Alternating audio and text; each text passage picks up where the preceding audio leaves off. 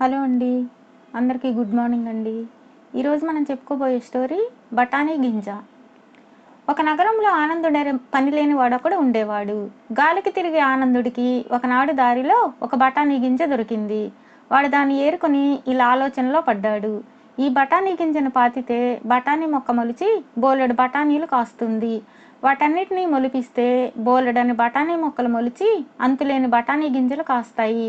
వాటన్నిటినీ పొలంలో వేసి పంట చేస్తే పుట్ల కొద్దీ బఠానీలు.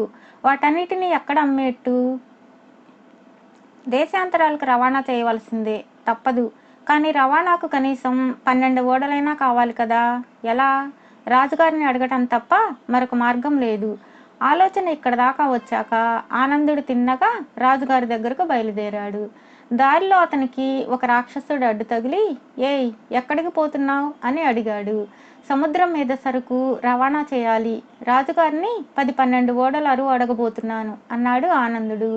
ఈ పక్కన ఉన్న కోట చూసావా? ప్రస్తుతం ఇది నాదే. 3 రోజులు దాటాక నేను రాజుగారి ఇంటికి వచ్చి నిన్ను 3 పొడుపు కథలు అడుగుతాను. వాటిని నువ్వు విప్పినట్లయితే ఈ కోట, అందులో ఉన్న నిధులు నీవవుతాయి.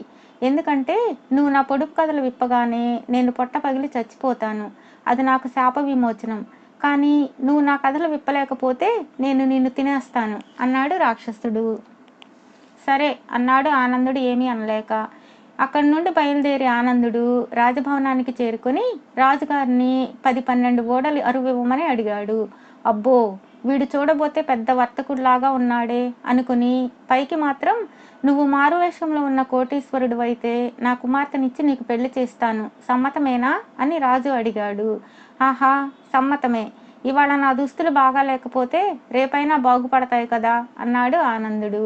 ఆ మాట విని రాజుగారు సందేహంలో పడి, ఈ ఆనందుడు నిజంగా కోటీశ్వరుడు అవునో కాదో పరీక్షించాలని నిర్ణయించుకున్నాడు.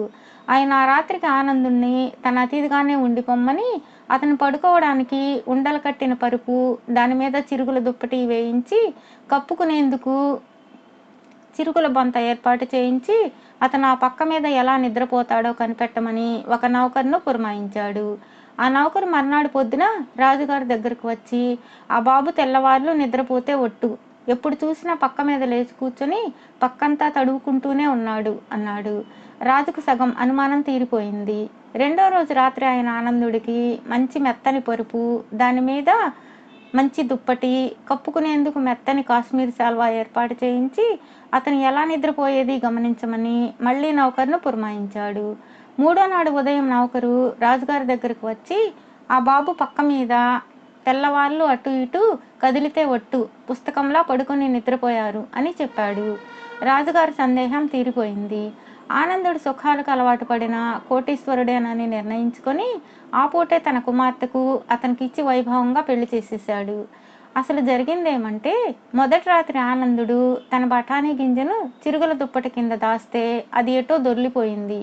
దానికోసం ఆనందుడు తెల్లవార్లు పక్కంతా తడిమి వెతుక్కున్నాడు. కానీ అది కనిపించనే లేదు.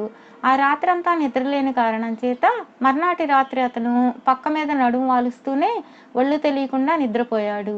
4వ రోజు తెల్లవారింది. ఆ రోజే రాక్షసుడు వచ్చి తనకు 3 పొడుపు కథలు వేస్తాడు. తనకు ఒక్క పొడుపు కథ రాదు. అందుచేత ఆ పొడుపు కథలను తను విప్పలేడు. రాక్షసుడు తనను తినేస్తాడు. ఈ ఆలోచన వచ్చి ఆనందుడు విచారంగా కూర్చున్నాడు. అతని భార్య అయిన రాజకుమార్తె వచ్చి, ఎందుకు అలా విచారంగా కూర్చున్నారు? మీకు వచ్చిన కష్టం ఏమిటి అని అడిగింది. ఏమీ లేదు అన్నాడు ఆనందుడు దిగులుగా. అప్పుడు రాజకుమార్తెకు కూడా విచారం పట్టుకున్నది. కొంచెం సేపయ్యాక ఆమెను పెంచిన దాది వచ్చి ఆమె దిగులుగా కూర్చుని ఉండడం చూసి, ఏం తల్లి, ఎందుకలా విచారంగా ఉన్నావు అని అడిగింది. నా భర్త విచారంగా ఉన్నాడు. ఆయన విచారానికి కారణం తెలియక నాకు విచారంగా ఉన్నది అన్నది రాజకుమార్తె. దాది ఆనందుడి దగ్గరకు వచ్చి, నిన్న పెళ్ళైన వాడివి ఇలా విచారంగా ఉండవచ్చా? తప్పు కాదు. నిన్ను చూసి అమ్మాయి చూడు ఎంత విచారంగా ఉన్నదో. నీ దిగులుకు కారణం ఏమిటో నాకు చెప్పు, నేనంతా క్షణాల్లో సరిచేస్తాను అన్నది. ముసలిదాని పోరు పడలేక ఆనందుడు ఆమెతో రాక్షసుడి విషయం చెప్పాడు. అది విని దాది, ఓస్, ఇంతే కదా, నాకు 50,000 పొడుపు కథలు తెలుసు. నేను కల్పించినవి ఇంకో 50,000 ఉన్నాయి అని చెప్పింది.